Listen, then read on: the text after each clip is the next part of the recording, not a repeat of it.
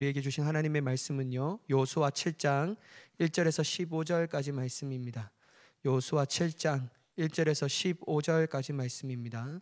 제 성경으로는 구약 성경 328면에 있습니다.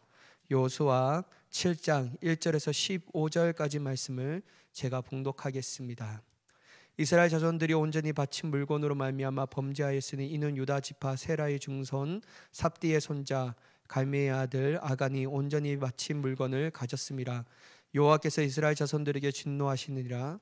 여호수아가 여리고에서 사람을 베델 동쪽 벳아원 곁에 있는 아이로 보내며 그들에게 말하여 이르되 올라가서 그 땅을 정탐하라 하며 그 사람들이 올라가서 아이를 정탐하고 여호수아에게로 돌아와서 그에게 이르되 백성을 다 올라가게 하지 말고 이 3,000명만 올라가서 아이를 치게 하소서.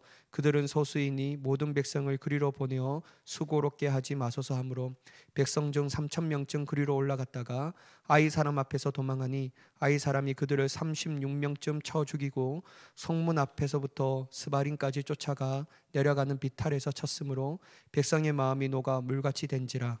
여호수아가 옷을 찢고 이스라엘 장로들과 함께 여호와의 궤 앞에서 엎드려 머리에 티끌을 뒤집어 쓰고 저물도록 있다가 이르되 슬프도소이다.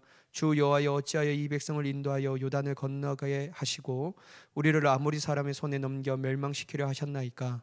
우리가 요단 저쪽을 만족하게 여겨 거주하였더라면 좋을 뻔하였나이다. 주여 이스라엘이 그의 원수들 앞에서 돌아섰으니 내가 무슨 말을 하오리까. 가나안 사람과 이 땅의 모든 사람들이 듣고 우리를 둘러싸고 우리의 이름을 세상에 끊으리니 주의 크신 이름을 위하여 어떻게 하시려 하나이까 하니 여호와께서 여호수아에게 이르시되 일어나라. 어찌하여 이렇게 엎드렸느냐. 이스라엘이 범죄하여 내가 그들에게 명령한 나의 언약을 어겼으며 또한 그들이 온전히 바친 물건을 가져가고 도둑질하며 속이고 그것을 그들의 물건들 가운데 두었느니라. 그러므로 이스라엘 자손들이 그들의 원수 앞에 능히 맞서지 못하고 그 앞에서 돌아섰나니 이는 그들도 온전히 비친 것이 됨이라. 그 온전히 바친 물건을 너희 중에서 멸하지 아니하면 내가 다시는 너희와 함께 있지 아니하리라. 너는 일어나서 백성을 거룩하게 하여 이르기를 너희는 내일을 위하여 스스로 거룩하게 하라. 이스라엘의 하나님 여호와의 말씀에 이스라엘아 너희 가운데 온전히 바친 물건이 있나니 너희가 그 온전히 바친 물건은 너희 가운데에서 제하기까지는 내 원수들을 앞에 능히 맞서지 못하리라. 너희는 아침에 너희 지파대로 가까이 나오라. 여호와께 뽑히는 그 지파는 그 족속대로 가까이 나올 것이요 여호와께 뽑히는 족속은 그 가족대로 가까이 나올 것이요 여호와께 뽑히는 그 가족은 그 남자들이 가까이 나올 것이며 온전히 바친 물건을 가진 자로 뽑힌 자들을 불사르되 그와 그의 모든 소유를 그리하라. 이는 여호와의 언약을 어기고 이스라엘 가운데서 망령된 일을 행하였음이라 하셨다 하라. 아멘. 우리 잠시 기도하겠습니다. 사랑의 하나님, 이 시간에 하나님의 말씀을 듣기를 원합니다. 우리의 온몸이 오직 하나님의 허락하신 기가 되게 하여 주셔서 주님의 말씀과 의도대로 들을 수 있는 귀한 은혜가 있게 하여 주시옵소서. 오직 하나님께서 주신 그 은혜로 모든 능력을 소유하는 자가 되게 하시고 오직 주님께서 주신 그 말씀의 은혜를 받아 30배, 60배, 100배의 아름다운 열매를 맺히는 귀한 은혜의 시간이 되게 하여 주시옵소서. 하나님, 사람을 보지 않게 하시고 오직 이 시간에 능하신 하나님만을 바라보며 귀한 은혜를 받고 돌아가는 은혜의 역사가 우리 삶 가운데 이루어지게 하여 주시옵소서. 이렇게 역사하실 하나님을 간절히 기대하며 예수님의 이름으로 간절히 기도드리옵나이다. 아멘. 여러분, 다시 한번 주일 예배 가운데 오신 여러분들을 예수님의 이름으로 환영하고 축복합니다. 여러분의 삶과 가정 가운데 하나님의 놀라신 은혜와 능력이 충만하기를 간절히 축복합니다. 여러분, 세계적인 기업 제너럴 일렉트릭사의 최연소 회장이었던 잭 월치라는 사람이 있습니다. 이 사람은 좌절을 모르는 불굴의 기업가라고 한다라고 합니다. 위기에 빠진 큰 기업을 혁신하고 유연하게 효율적인 기업으로 바꾼 20세기의 최고의 기업가이기도 합니다. 한번 띄워봐 주시겠어요? 바로 이분이신데요. 이분이 했던 말 중에 가장 어떤 말이 인상 깊으냐면요, 실패에서 배우지 않는다면 성공은 결코 불가능하다. 실패에서 배우지 않는다면 성공은 결코 불가능하다. 그에게는 실패도 단지 성공으로 가는 하나의 과정일 뿐이다라고 말하면서 이 정말 어려움을 처했던 이 기업을 살리는 놀란 능력을 베풀었던 시호였습니다. 여러분, 이러한 생각이 잭 월치의 생각은 어머니로부터 받은 것이라고 하는데요. 잭 월치는 고등학교 때 아이스 하키팀 주장으로 활동했다라고 합니다. 그가 마지막 시즌을 보내고 있을 때 그의 팀은 6번째 패배를 기록하고 있었다고 합니다. 마지막 7번째 게임마저 2대2 동점에서 0점 패를 당할 때 잭 웰치는 엄청난 실망감을 감추지 못했습니다. 그래서 하키 스틱을 경기장 얼음판 위에 힘껏 내동댕이 치고 뒤도 안 돌아보고 라커룸으로 들어갔다라고 합니다. 웰치가 의기소침해져서 라커룸에서 옷을 갈아입고 있을 때 어떤 중년의 여성이 성큼성큼 들어오더니 웰치의 멱살을 잡고 소리쳤습니다. 이 바보 같은 녀석아, 만일 패배를 어떻게 받아들여야 하는지 모른다면 넌 결코 멋지게 승리하는 법을 알 수 없을 거다. 이 사실을 깨닫지 못하면 넌 더 이상 경기를 할 자격이 없어. 그 중년의 여인이 바로 웰치의 어머니였다라고 합니다. 웰치의 어머니는 실패에 매달려 화를 내고 있던 아들에게 그것을 딛고 일어서는 자세를 알려주고자 했던 것입니다. 웰치의 어머니는 그 후에도 어떤 상황이든 정면으로 맞서라. 자신을 속이지 마라. 그렇다고 현실이 바뀌는 것은 아니니까 말이야. 라는 말을 아주 그 아들에게 자주 했다고 합니다.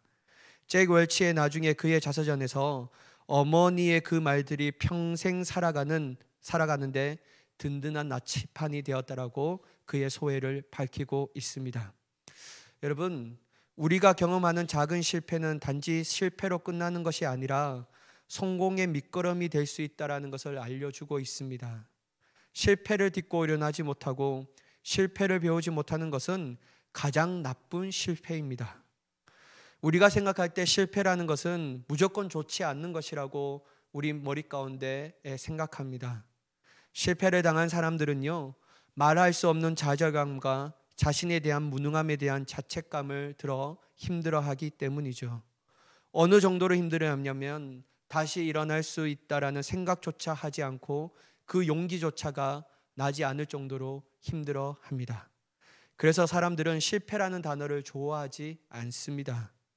그런데 여러분, 저는 오늘 이 말씀을 묵상하면서요, 깨달은 것이 있는데 그것이 뭐냐면요, 실패 또한 어떻게 보면요, 또 다른 하나님의 은혜라는 거예요. 실패 또한 또 다른 하나님의 은혜라는 사실을 우리가 오늘 이 본문의 말씀을 통하여서 깨달을 수 있는 줄 믿습니다. 때론 우리에게 찾아오는 실패를 통해서 하나님께 은혜를 주시는데 그 은혜는 다름이 아니라 우리의 삶을 어떻게 바꿔야 하는지, 일단 우리의 자신의 잘못과 잘못된 방법을 알게 하신다라는 거예요. 그리하여 이러한 우리의 삶을 하나님께서 원하시는 모습으로 온전하게 변화하고 하여 그러한 모습으로 살고자 하는 열망을 갖게 하신다라는 것이죠. 일단 그렇게 결단하며 결국 그러한 모습으로 우리의 삶을 이끄시는 하나님의 놀라운 은혜를 받게 됩니다. 여러분, 오늘 하나님께서는요, 여호수아와 그의 군대 그리고 이스라엘 백성들에게 위대하신 승리를 주셨습니다. 그들은 하나님께서 말씀하신 방법으로 순종함을 통해서 정말 난공불락인 여리고 성을 점령하게 되었습니다. 기적적인 승리를 경험한 여호수아와 이스라엘 백성들은 말할 수 없는 승리의 기쁨에 도취되었습니다. 그것도 그럴 것이 한 사람도 도저히 이길 수 없다라는 그 성을 이겼기 때문입니다. 그것도 무혈입성했다라는 거예요. 한 명도 죽지 아니하고 한 명도 다치지 아니하고 정말 하나님의 역사를 통하여 무혈입성하여 그 성을 점령하게 되었다라는 것이죠. 그러니 여러분, 인간적으로 이스라엘 백성들과 여호수아와 그의 군대들이 얼마나 기뻐하고 얼마나 행복했겠습니까? 그런데 여러분, 문제가 뭐냐면요, 이러한 상황들과 모습이 때로는 그들에게 치명적인 문제로 이어진다라는 거예요. 원래 잘 나가는 사람은 잘 나갈 때 여러분 어떻게 해야 되냐면요, 조심하고 더욱 겸손해져야 합니다. 더욱더 우리의 인생을 주의 기울여 봐야 한다라는 것이죠. 그러나 여러분, 이 사람들은 여호수아와 그의 군대와 그의 백성들은 그렇게 하지 않았습니다. 승리를 주신 하나님을 더욱더 인식하며 그를 더욱더 의지하며 주님의 말씀 가운데 더욱 순종하며 나아가야 했는데 그들은 그렇게 하지 않았다라는 거예요. 여리고 성을 무너뜨리고 점령한 그들 앞에 또 다른 성이 있었는데 그 성이 바로 아이 성이었다라는 것이죠. 이 성을 앞두고 요수아는 다음과 같은 계획을 꿈꾸며 준비합니다. 2절의 말씀인데요. 요수아가 여리고에서 사람을 베델 동쪽 벳아원 곁에 있는 아이로 보내며 그들에게 말하여 이르되 올라가서 그 땅을 정탐하라 하매 그 사람들이 올라가서 아이를 정탐하고. 여러분, 요수아는 먼저 한 행동이 무엇이냐면요, 즉 정탐꾼을 보내어 아이 성 안에 있는 것들을 정탐하고자 했다라는 겁니다. 여러분, 요수아는 처음 여리고 성을 점령할 때도 정탐꾼을 보내는 전략을 사용했습니다. 아니, 그것보다도 더 먼저 그는 모세가 가나안 정탐꾼을 보낼 때 자신이 직접 정탐꾼으로 활약했던 적이 있었다라는 것이죠. 그래서 여러분, 이러한 행동은요 아주 자연스러운 것이었습니다. 이 자체가 죄는 될 수가 없다라는 거예요. 하지만 여러분, 요수아와 이스라엘 모든 백성들이 그 전과 다른 치명적인 실수를 저지르게 되는데, 그것이 바로 어떤 실수냐면요, 정탐꾼이 딱 와서 보고하는데 그 말을 가지고, 보고를 가지고 하나님 앞에 엎드려 기도해야 되는데 기도하지 않고 단지 정탐꾼의 이야기를 듣고 그들의 의견과 건의에 그냥 그렇게 나아가게 됐다라는 것이죠. 여러분, 바로 이 3절과 4절의 말씀인데요, 요수아에게로 돌아와 그에게 이르되 백성이 다 올라가게 하지 말고 이 3,000명만 올라가서 아이를 치게 하소서. 그들은 소수이니 모든 백성을 그리로 보내어 수고롭게 하지 마소서 하므로 백성 중 3,000명쯤 그리로 올라갔다가 아이 사람 앞에서 도망하니. 여러분, 요수아가 정탐꾼들이 다 보고했을 때요, 이 정탐꾼들은 자신이 본 것에 대해서 요수아에게 말합니다. 아이 성 안에 있는 자들이 소수라는 거예요. 근데 여러분, 주석을 보니까요, 그들이 잘못 봤거나 아주 교만이 그들의 마음가운데 승천했다라고 얘기할 정도로 그들의 보고가 잘못되었다라는 것이죠. 근데 여러분, 그들이 이러한 보고를 함을 통해서 뭐라고 했냐면, 다 올라갈 필요가 없다고. 뭐하러 다 올라가냐고. 그들은 소수이고 우리가 이 3,000명만 딱 보내면 그들은 우리에게 무너질 수밖에 없는 그 성이라고 막 얘기하면서 정탐꾼들이 요수아에게 얘기하죠. 다 올라가는 것 자체가 도리어 낭비라고 얘기합니다. 이때 여러분, 만약에 요수아가 이 정탐꾼들의 보고를 받았잖아요. 그때 어떻게 해야 합니까, 여러분? 제 생각에는 그 정탐꾼의 보고를 가지고 그 정탐꾼들과 함께 너 그러한 보고를 했으니까 나도 그러한 보고를 받았으니까, 이게 현실이지만 하나님은 도대체 어떻게 생각하는가에 따라서 우리가 결정해야 되니까 우리 그것을 가지고 주님 앞에 나아가서 기도하자라고 했어야 합니다. 근데 여러분, 오늘 말씀을 보면요, 요수아는 그러한 얘기를 한마디도 안 합니다. 그리고요, 정탐꾼들도 그렇게 해야 되지 않습니까? 라고 막 건의도 하지 않아요. 그냥 인간적으로 생각해서 보내고자 한다라는 것이죠. 근데 여러분, 요수아는 기도하지 않고 하나님의 생각을 묻지도 않고 하나님의 말씀에 응답받지도 않고 인간적인 판단을 합니다. 그래서 아이성에 3,000명째 딱 보내요. 그래서 여러분, 결과가 어떻게 됐죠? 그들은 예전과 같이 승리의 기쁨을 경험하게 되었습니까? 아닙니다, 여러분. 완전히 쫓기는 자가 되었다라는 거예요. 여러분, 4절과 5절의 말씀을 보면 백성 중 3,000명쯤 그리로 올라갔다가 아이 사람 앞에 도망하니 아이 사람이 그들을 36명쯤 쳐 죽이고 성문 앞에서부터 스바림까지 쫓아가 내려가는 비탈에서 쳤으므로 백성의 마음이 녹아 물같이 된지라. 여러분, 승리는커녕 그들은 아주 보기 좋게 아이 사람 앞에서 도망가게 되었다라는 거예요. 여러분, 웬 창피입니까? 웬 창피해요. 여리고성까지 점령했던 이스라엘 백성들이었는데요, 그거보다도 저 적은 아이성을 전투하는데 자기들은 이길 것이라고 확신하며 3,000명을 보냈는데 그 소수의 사람에 인해서 쫓겨가는 인생이 되었다라는 거예요. 호기롭게 왔다가 죽기 살기로 도망가는 아주 비참한 모습을 보이게 되었다라는 것이죠. 특별히 여러분, 성경은 뭐라고 얘기하냐면요, 이러한 전투에서 몇 명이 죽었다라고 기록하냐면 36명이 죽었다라고 기록합니다. 목사님, 3,000명이 올라가서 36명이 죽었다면 이건 뭐 별거 아닌 거지 아닙니까? 라고 생각이 들 수도 있습니다. 그런데 여러분, 지금까지 이스라엘 백성들이 전쟁했던 역사를 한번 보십시오. 여러분, 지금까지 요수아가 군대를 이끌고 나아갈 때 한 명도 죽지 않았다라는 거예요. 한 명도 다치지 않았습니다. 하나님의 약속을 받고 딱 가니까요, 한 명도 죽지 않고 한 명도 다치지 않았어요. 근데 여러분, 한 명도 죽지 않고 한 명도 다치지 않았던 그 이스라엘 군대가 36명이나 죽게 되었으니까 이스라엘 백성들이 감담이 막 높게 되는 거예요. 어떻게 이렇게 될 수 있을까?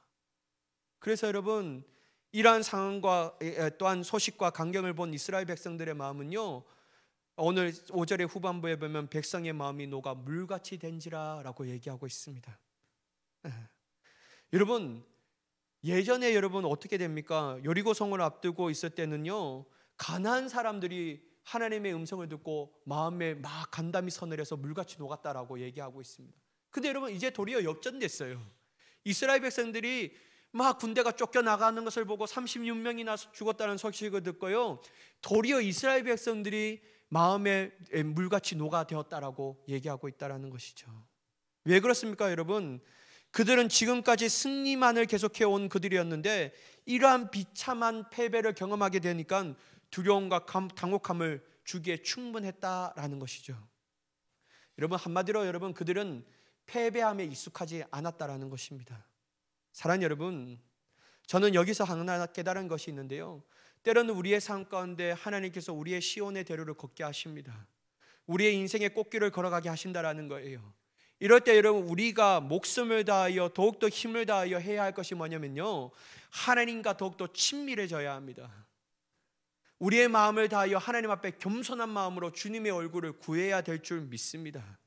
그렇지 않고 여러분, 교만한 마음과 승리의 기쁨에 도취되어 하나님과 멀어지면요, 이스라엘 백성처럼 어김없이 패배가 그들을 사로잡게 된다라는 거예요. 우리 또한 사로잡게 된다라는 것이죠. 이전에 경험하지 못한 수치를 경험하게 된다라는 거예요. 여호수아도 아무리 정탐꾼들이 그러한 보고를 하더라도 그렇다면 하나님께서는 어떻게 하시며 어떻게 말씀하시는지 한번 기도해 보세 라고 얘기해야 되는데, 이런 말을 하지 않고 도리어 이제까지 승리했는데, 아이 뭐 여리고 성은까지 우리가 승리했는데 아이 성은 별거 아니다, 그래 가자 라고 했던 것입니다. 그러면 얼마나 교만합니까? 얼마나 자만감이 넘쳐났습니까? 그러니 여러분, 그들이 자신들의 힘, 이스라엘 군대의 힘만을 믿고 나아가게 되니까요, 하나님께서는 철저하게 패배하게 하셨다라는 것이죠. 여러분, 이러한 뼈아픈 패배와 이러한 실패로 인하여 그들은 자기 자신을 돌아볼 수 있는 계기로 삼았다라는 것이죠. 그리하여 그들은 두 번째 아이성 전투를 앞두고 이와 똑같은 실수를 하지 않습니다. 두 번째 아이성 전투를 앞두고 여호수아는 하나님의 확실한 응답을 받고 움직이는데요, 그것이 바로 여호수아 8장 1절의 말씀입니다. 여호와께서 여호수아에게 이르시되 두려워하지 말라, 놀라지 말라, 군사를 다 거느리고 일어나 아이로 올라가라. 보라, 내가 아이 왕과 그의 백성과 그 성읍과 그 땅을 다 내 손에 넘겨 주었으니. 여러분, 여호수아는요, 이러한 하나님의 확실한 말씀, 승리의 약속을 받고 군대를 아이성으로 보냅니다. 그래야 여러분, 결코 어떻게 되었죠? 하나님의 위대하신 승리를 경험하게 되는 겁니다. 따라서 여러분, 실패는 그냥 우리를 힘들게만 하는 것이 아니에요. 물론 우리의 입장에서는 힘들지만 조금만 관점만 다르게 한다면요, 그 실패는 또 다른 하나님의 은혜일 수밖에 없는 줄 믿습니다. 왜냐하면 자신을 신뢰하지 않게 해요. 자신의 힘을 의지하지 않게 해요. 내가 바라보는 모든 것들을, 상황을 바라보며 이 상황과 이 환경이 나를 이기게 할 것이다 라고 생각하지 않는 거예요. 교만한 우리를 낮춰지게 합니다. 더욱더 하나님의 얼굴을 구하는 자로 서게 되는 줄 믿습니다. 그래서 여러분, 첫 번째, 실패가 또 다른 하나님의 은혜가 되는 것은 내 자신을 이렇게 만들기 때문입니다. 사랑하는 여러분, 이러한 은혜가 저와 여러분의 삶 가운데 넘쳐나기를 간절히 축복합니다. 여러분, 이스라엘 백성들이 아이성 전투에서 실패할 수밖에 없는 이유가 오늘 성경에 기록되어 있는데, 그거 뭐냐면요, 한 사람의 탐욕과 욕심 때문이었습니다. 아이성의 전투에 실패하자마자 여호수아와 이스라엘 장로들이 한 행동은 다름이 아니었습니다. 바로 여호와의 궤 앞에 땅에 엎드려 머리에 티끌을 뒤집어 쓰고 하나님 앞에 기도한 것이었죠. 이때 여러분, 하나님께서 여호수아에게 말씀하십니다. 10절에서 12절 말씀인데요, 여호와께서 여호수아에게 이르시되 일어나라, 어찌하여 이렇게 엎드렸느냐, 이스라엘이 범죄하여 내가 그들에게 명령한 나의 언약을 어겼으며 또한 그들이 온전히 바친 물건을 가져가고 도둑질하며 속이고 그것을 그들의 물건들 가운데 두었느니라. 그러므로 이스라엘 자손들이 그들의 원수 앞에 능히 맞서지 못하고 그 앞에서 돌아섰나니 이는 그들도 온전히 바친 것이 됨이라. 그 온전히 바친 물건을 너희 중에서 멸하지 아니하면 내가 다시는 너희와 함께 있지 아니하리라. 여러분, 하나님께서는요, 이스라엘 군대가 왜 아이성의 전투에서 실패했는지의 그 중요성을 반드시 말씀하십니다. 그것은 뭐냐면요, 한 사람의 범죄가 있다라는 거예요. 그 범죄는 다름이 아니라 하나님께서 명령하신 것을 지키지 않고 도둑질했다라고 얘기하고 있습니다. 여러분, 하나님께서 여리고 성을 점령하게 하실 때 분명하게 이스라엘 백성들에게 다음과 같은 명령을 하셨는데요, 그것이 바로 6장 21절의 말씀입니다. 바로 그 성 안에 있는 모든 것을 온전히 바치되 남녀노소와 소와 양과 나귀를 칼날로 멸하니라. 여러분, 여리고 성에 무혈 입성하게 된 이스라엘 백성들에게 하나님께서 말씀하신 것이 뭐냐면, 야, 어떤 것도 너희의 소유물이 될 수 없다라고 말해요. 그것은 모든 것들은 다 나에게 바치라라고 얘기하고 있다라는 거예요. 온전히 바치라고 말해요. 온전히 바치라고. 그런데 여러분, 그 중에 한 사람이 온전히 바쳐야 할 물건 중에 자기가 보기 좋은 것을 다 감춰갑니다. 그 사람이 누구라고요? 바로 아간이었다라는 거예요.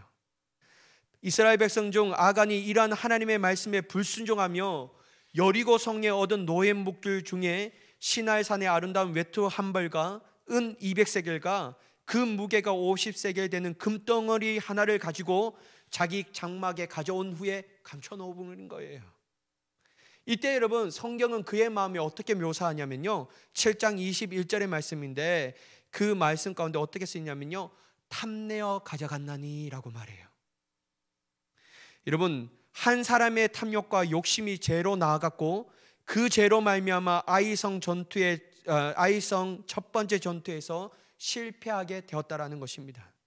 이러한 하나님의 명령에 불순한 죄를 저었기 때문에 하나님께서는 그들과 함께 있을 수가 없다라는 것이죠. 그런데 여러분, 여기에서 우리가 주목해야 할 점이 또 하나 있습니다. 그게 뭐냐면요, 이 범죄의 주인공인 아간이 지목되어 가기까지의 이 과정을 보면요, 하나님의 역사라는 거예요. 하나님께서 탁 해서 마지막 아간까지 이르게 합니다. 여러분, 여호와께서 이게 뽑기를 딱 하시는데, 여호와의 뽑기를 딱 하시는데요, 이 정도 되면요, 아간이 취해야 할 행동이 뭡니까? 두려워하면 하나님 앞에 엎드려 회개해야죠. 제가 그렇습니다. 이렇게 해야 되는요, 아간은요 끝까지 하나님 앞에 숨길 수 있다고 했는 것 같습니다.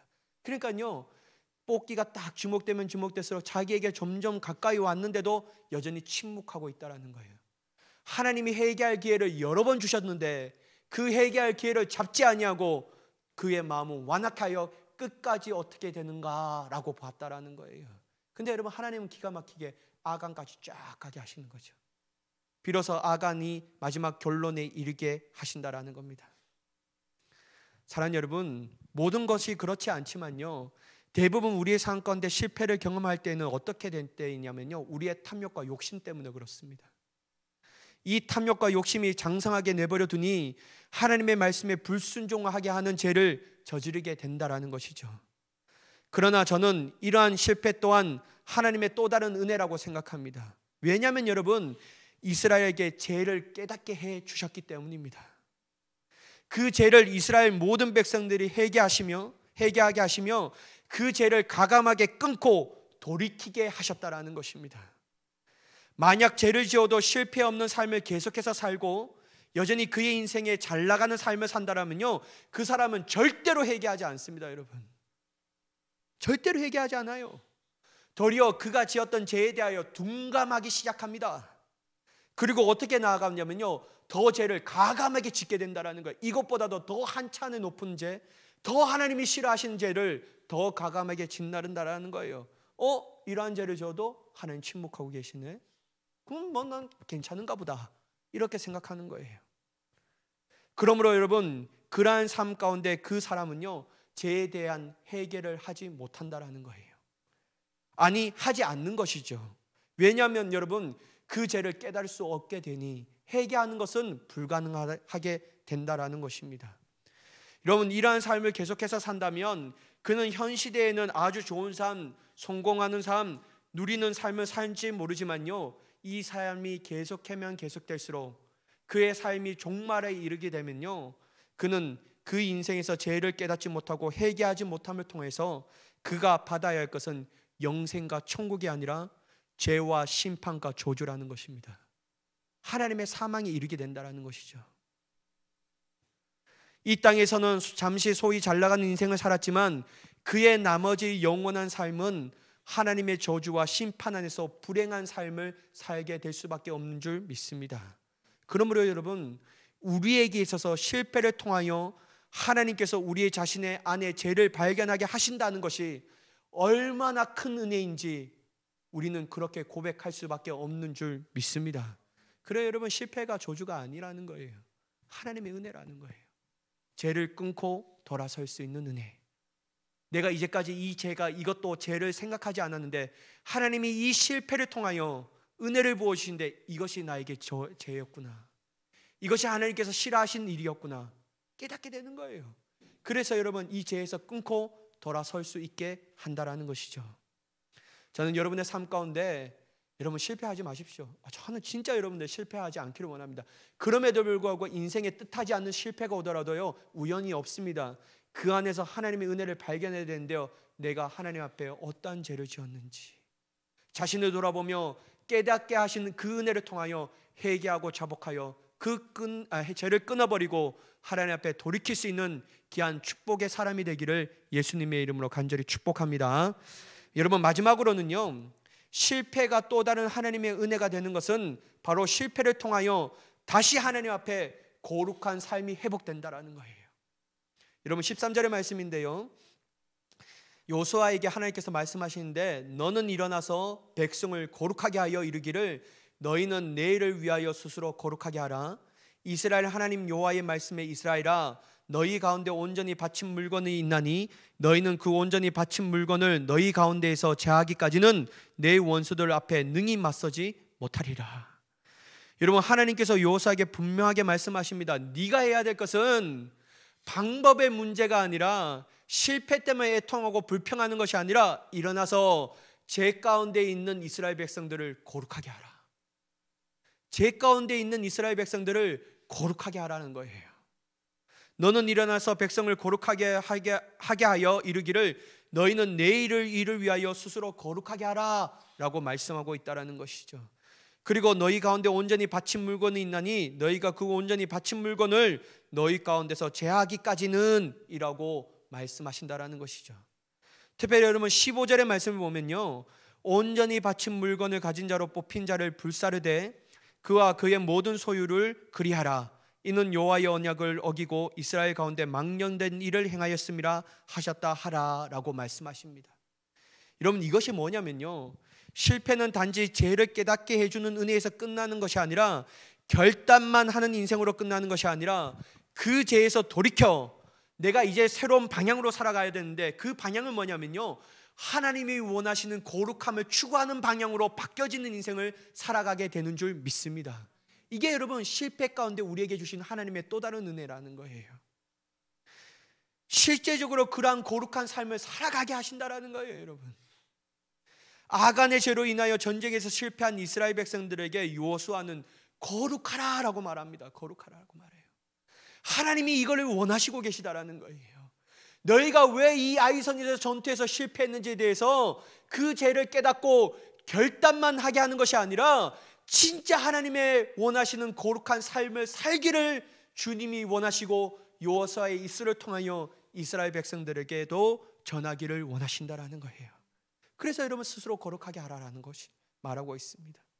근데 여기서 말하는 거룩은요, 자신이 생각하는, 자신이 만족하는 수준의 거룩이 아닙니다. 여러분, 여기서 스스로 거룩하게 하라, 너는 거룩하라 라고 말하는 이 거룩은요, 온전히 주님이 우리에게 요구하시는 거룩의 수준인 줄 믿으시기 바랍니다. 따라서 여러분, 주님이 원하시는 거룩함으로 자신을 정결하는 삶을 살아가는 자가 되어야 될 줄 믿습니다. 그래서 여러분 이스라엘 백성들이 이 죄를 정확하게 끊어버리고 이 죄로 말미암아 하나님의 심판과 저주로 당할 수밖에 없는 본보기로 보여준 것이 뭐냐면요, 첫 번째 죄를 지은 아간을 죽입니다. 그리고 두 번째는 뭐냐면 아간이 숨겼던 하나님께서 온전히 바치게 한 것 가운데서 자기의 탐욕으로 자신의 장막에 숨겼던 모든 물건들을 딱 내놓고 불사르게 한다라는 거예요. 사랑하는 여러분, 이게 뭡니까? 너희는 절대로 이러한 삶을 살면 안 돼. 하나님이 이걸 보여주시는 거예요. 너희 이 죄 미련두어서는 안 돼. 너는 이 죄 아쉬워해서는 안 돼. 너의 생업에서는 부유하게 있을 줄 모르지만 하나님이 이 죄로 말미암아 너희와 함께 할 수 없다는 사실을 이 눈의 시각적 효과를 통하여 하나님께서 분명하게 말씀하고 계시다라는 것이죠. 사랑하는 여러분, 우리가 실패했을 때 해야 하는 것은요, 하나님을 향한 원망과 불평과 불만을 먼저 하는 것이 아닙니다. 자신을 철저하게 점검해야 합니다. 하나님의 말씀으로 특별히 점검해야 합니다. 마치 하나님의 온전하신 거울 앞에서 자신의 벌거벗은 것처럼 드러나게 되어야 한다는 것이죠. 그리고 우리 안에 죄가 있다면요, 그 죄를 철저하게 불사르는 은혜를 받아야 될 줄 믿습니다. 남겨둬서는 안 돼요, 여러분. 아, 내가 이 죄를 잘못되었구나. 그렇지, 이 죄를 해결해야지. 아, 내 이 죄를 끊어버려야지. 결단만 하는 인생이 돼서는 안 된다라는 거예요. 말로는 주님 앞에 회개하고 여전히 마음 가운데 그 죄에 대한 미련과 아쉬워하는 마음을 남겨둬서는 안 됩니다, 여러분. 철저히 그 죄를 다루어야 합니다. 그 죄를 회개해야 합니다. 그리고 온전히 예수 그리스도의 보혈로 말미암아 깨끗함을 얻어야 될 줄 믿습니다. 오직 그 예수 그리스도의 보혈로 우리 안에 말할 수 없는 죄를, 은밀하게 지었던 모든 죄들을 불사름을 통하여 정결함을 얻어야 될 줄 믿습니다. 그리고 여러분, 그 죄에서 돌이켜 너희는 거룩하라 라고 하신 이 하나님의 말씀 가운데 새로운 방향성을 가지고 하나님께서 우리와 함께 하실 수 있도록 우리의 삶을 거룩한 인생으로 살아가는 자가 되어야 될 줄 믿습니다. 그래서 여러분, 레위기 11장 45절에는 하나님께서 다음과 같이 말씀하셨습니다. 나는 너희의 하나님이 되려고 너희를 애굽 땅에서 인도하여 낸 여호와라. 내가 거룩하니 너희도 거룩할지어다. 또한 여러분, 사도 바울은 히브리서 12장 14절에서 다음과 같이 말씀하십니다. 한번 띄워봐 주시겠어요? 모든 사람과 더불어 합평함과 거룩함을 따르라. 이것이 없으는 아무도 주를 보지 못하리라. 여러분, 또한 베드로 사도는 우리에게 이렇게 말씀하십니다. 1장 15절 16절의 말씀인데요, 베드로전서 1장 15절 16절 말씀인데요, 오직 너희를 부르신 거룩한 이처럼 너희도 모든 행실에 거룩한 자가 되라. 기록되었으되 내가 거룩하니 너희도 거룩할지어다 하셨느니라. 사랑하는 여러분, 실패가 또 다른 하나님의 은혜가 되는 것은 뭐냐면요, 거룩한 삶으로 방향성을 정하게 하신다라는 거예요. 그리고 실제적으로 하나님의 거룩한 것을 닮아가는 삶을 살게끔 우리를 인도하시는 줄 믿습니다. 그러니 여러분, 얼마나 큰 은혜입니까? 얼마나 큰 은혜입니까? 여러분, 거룩함은요, 하나님의 자녀에게 있어서도 절대적인 것입니다. 거룩함이 없이는 성경의 말씀처럼 하나님을 볼 수 있는 자는 아무도 없습니다, 여러분. 아무도 볼 수 없다라는 거예요. 여러분, 분명하게 말하고 있지 않습니까? 사도 바울은 히브리서 12장 14절에서 이것 없이는 아무도 주를 보지 못하리라. 아무도 주를 보지 못한다라고 말해요. 여러분, 거룩함 없이는 성경의 말씀처럼 하나님을 볼 수 있는 자는 단 한 사람도 없습니다. 따라서 여러분, 실패를 통하여 하나님께서는 죄로 가득한 인생에서 하나님의 거룩한 인생이 가득한 자로 우리를 세워주시는 줄 믿습니다. 그래서 여러분, 실패는 우리에게 큰 은혜입니다.